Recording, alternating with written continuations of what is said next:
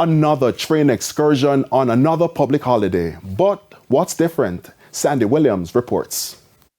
Now it's a second train excursion and there have been changes. For starters, I'm at a different location.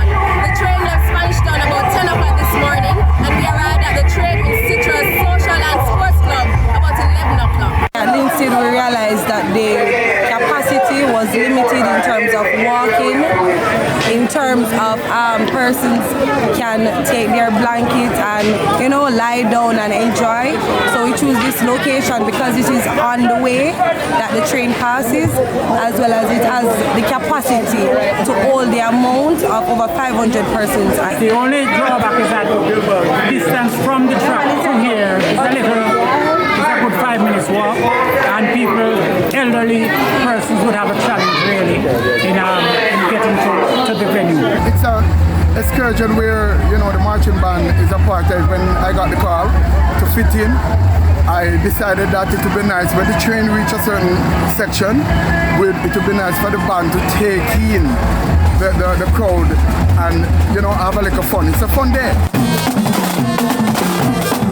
This is my first time on the train. I've always wanted to be on it. It was a great experience, honestly. The tunnels, the view, the scenery was very spectacular.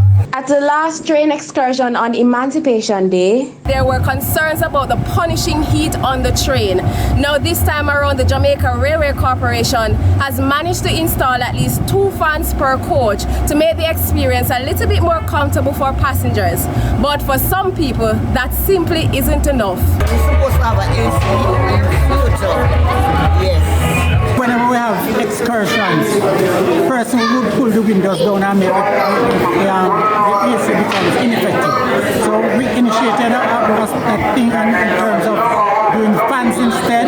Reporting from the National Heroes Day train excursion in St. Catherine, I'm Sandy Williams for TVJ News.